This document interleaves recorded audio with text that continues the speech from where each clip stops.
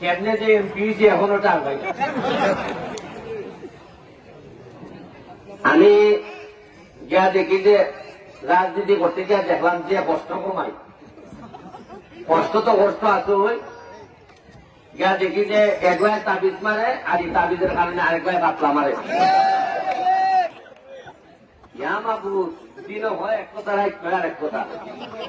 আমি তার পাইছি যে এমপি নির্বাচন কি জিনিস, তবে আমি বিশ্বাস করি যে যারা চেয়ারম্যানই করে এরা মনে আরো খারাপ অবস্থা।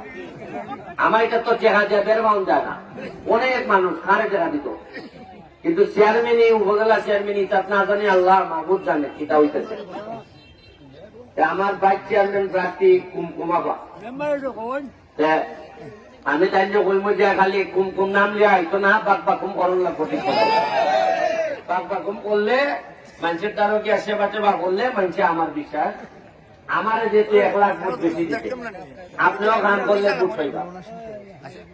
আমি এই যে চুড়াঘাট হাসপাতাল দেখে আমার সামনে একটা গুলা অ্যাক্সিডেন্ট করে এও খেলতেছে।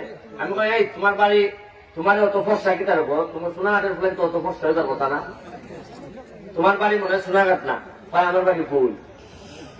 তখন আমি বুঝলাম যে ফইলের বাটি ছাড়াই এত ফসা হইবার কথা না। আমার সোনাঘাট তো চা বাগান আর ওই ইটার কারণে কিছু খালা হয়ে যায় মানুষ। যাই হোক আমি দ্বিতীয়বার আইছি কেন, চক্ষু শিবিরও দ্বিতীয়বার আইছি, ফুটবলও আইছি দ্বিতীয়বার, ইমাতও খেলছি। কপাল করছে ফইলের কারণ এই ফইলের কিন্তু সোনারঘাটের মাধবপুরের এমপি একজন আর ফইলের এমপি 2 জন। আবু জাহিদ তাই 1 নম্বর এমপি, আর যেহেতু আমার বাইর বাড়ি আরিফ বাড়ির বাড়ি, আমি কইয়া গেছিলাম যে আমি যদি নেতা হইতে ফইলের কিছু বালামন্দ আমি দেখবো হিসাবে 2 লাখ এমপি রানি কইলে আমি যেটা হই তা করি। পয়সা কত লাগবো নি ভাই আছে,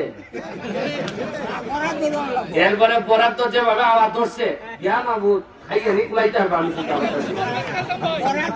তবে নির্বাচন হয়েছে প্রায় 1 মাস হয়ে গেছে আমি এমপি হয়েছি, আর আমার মানুষ ধরাই দিচ্ছেন 8 লাখ আর কম্বল দিচ্ছেন 1100। আমি কইলাম যে 1100 কম্বল দিয়ে আমি কারে বুঝ দিবে লেটি নেতা হতে বুঝ দিত না হয়ে যাবে ছেলায়। এরপরে বাইরের মানুষের কাছ থেকে কুজিয়া খাইছে আইনিয়া 5000 না 5500 কম্বল প্রতি ইউনিয়নে 180 টাকা করে দিছি। তখন আমি বুঝছি যে এই আরিফ ভাই কেমনে চালায়, কারণ আমি খবর লইলাম চেয়ারম্যানের কাছে বলে বরাদ্দ নাই।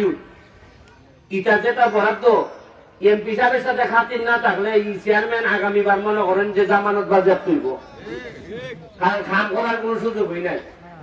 আর এই ভাইস চেয়ারম্যান যে তেন খাইতা বা টাকা দেওয়া ছাড়া কোনো লাইনই নেই।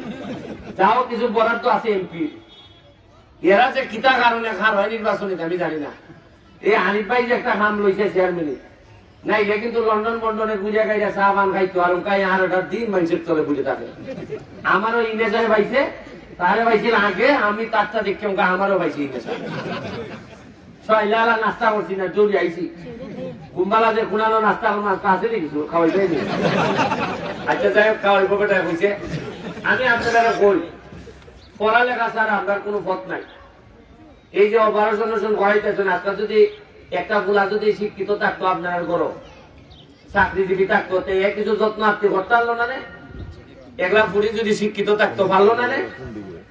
আপনারা কি আজ এখন আজকে আপনারা ছেলের জায়গা নিছে আরিফ চেয়ারম্যান, আরিফ চেয়ারম্যান আপনারা ছেলের মতো কাজ করতেছে। যাবের ভাই সে আমার মনে হয় যে আপনার ছেলের জায়গার দায়িত্ব নিয়ে ডাক্তার মনে হয় যে আপনার ছেলে ডাক্তার হইলে যেরকম মিলনে যাবের ভাই এইভাবে বিনা পয়সায় করোনার থেকে শুরু করে সব জায়গায় কাম করে দিতেছে।